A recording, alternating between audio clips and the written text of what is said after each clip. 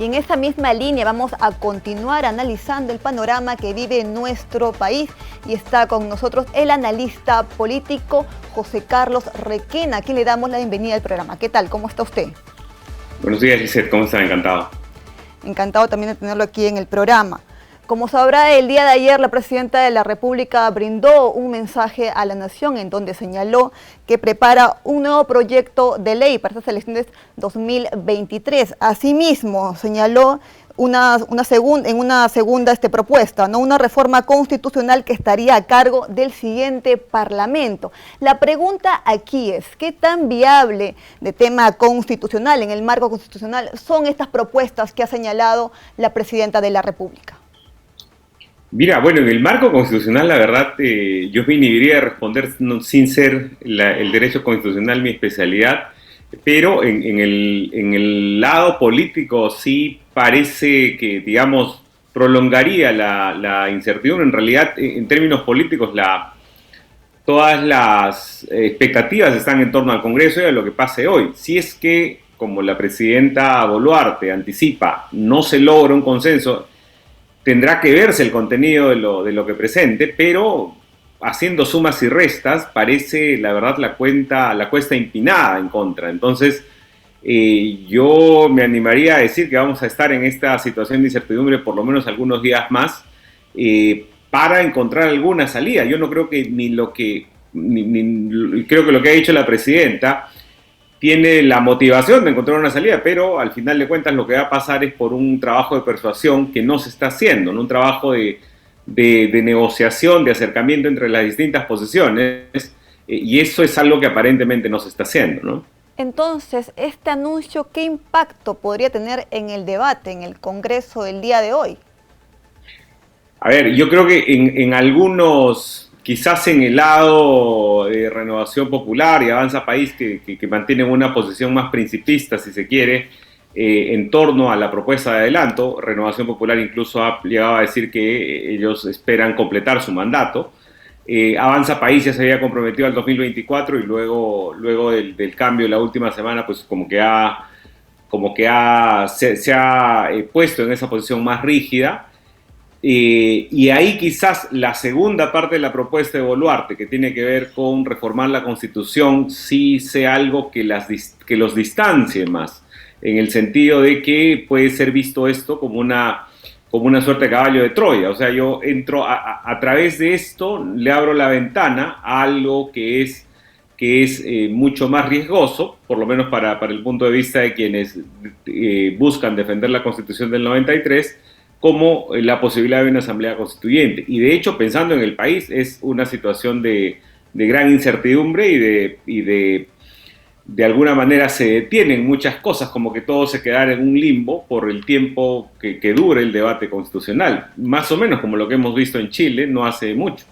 ¿Y qué pasaría entonces si tampoco se alcanza a la votación esperada en esta reconsideración del proyecto de ley de adelanto de elecciones? Mira, yo creo que la convulsión continuaría. Creo que eventualmente, hasta ahora, la presidenta no ha mostrado voluntad de renunciar, a pesar de que hay un amplio sector de la población que así lo espera, a pesar de las difíciles circunstancias que está enfrentando, pero seguramente sea forzada a hacerlo por la situación en la que el país se encuentre o por la pérdida de apoyo desde el Parlamento. Esta moción de vacancia, por ejemplo, que circuló hace algunos días y que parecía más un gesto, siendo además presentado por bancadas de izquierda, pues quizás termine obteniendo otros endoses, ¿no? Y eso precipitaría el escenario de un proceso electoral que ahora no tiene fecha, pues tendrá que buscarse forzosamente una fecha. Y una posible renuncia de la Presidenta de la República, entonces, ¿le estaría dando más poder al Congreso de la República? Digamos, yo creo que después de lo que hemos visto en estos días, la posición de la Presidenta es un poco más débil.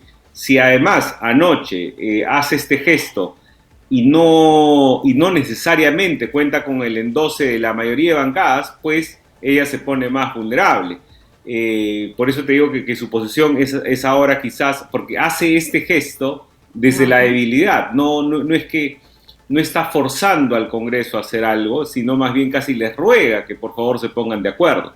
y sin embargo no hay un trabajo político detrás de eso, ¿no? Entonces, sí, yo te diría que a estas alturas esa posibilidad es mayor que el viernes o el jueves. Y en el caso, supongamos que las elecciones se realicen este año, 2023, que todo da a entender de que hay una posibilidad mayor de que sea así, ¿se contaría solamente con los partidos que están inscritos o habría la posibilidad, habría tiempo para que más partidos puedan inscribirse?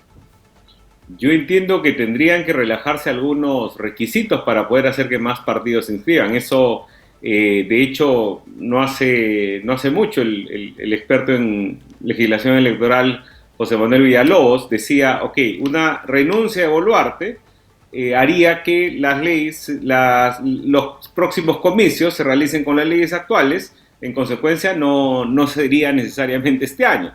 Entonces, hay muchas cosas que considerar y muchas cosas que cambiar si es que se quiere realmente.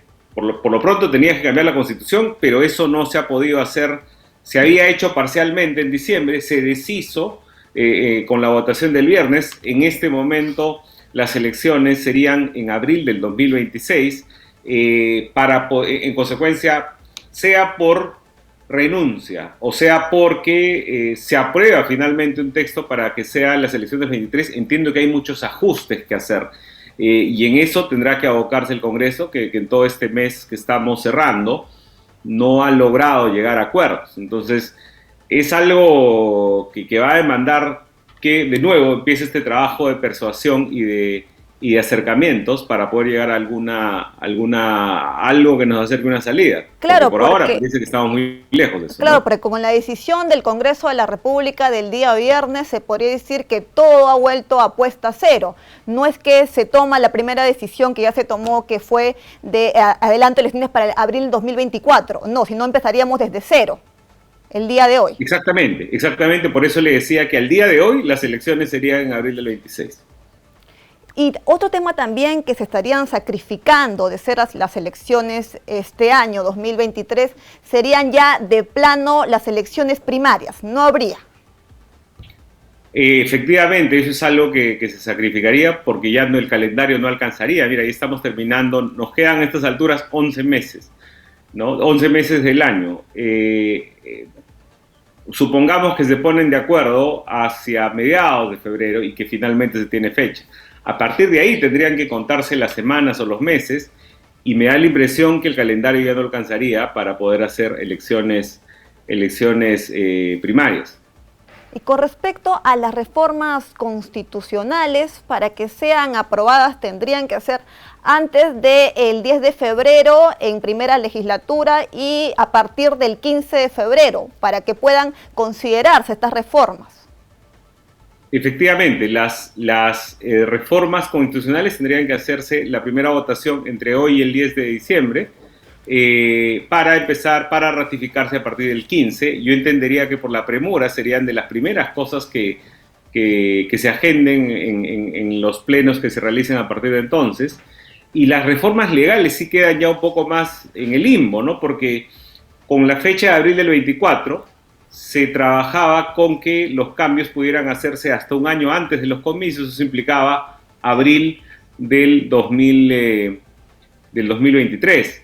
Pero ya con los cambios que se espera que puedan hacerse y que en principio se cree que calmarían en algo la situación que tenemos, pues tendrían que exonerarse o cambiar, hacer alguna disposición que permita hacer algunos cambios, porque de otra manera serían ilegales, ¿no?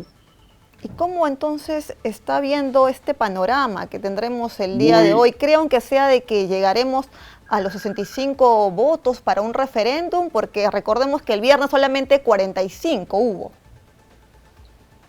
No, yo lo veo la verdad muy complicado. No creo que la situación cambie mucho respecto al viernes y quizás, digamos, pueda regresarse a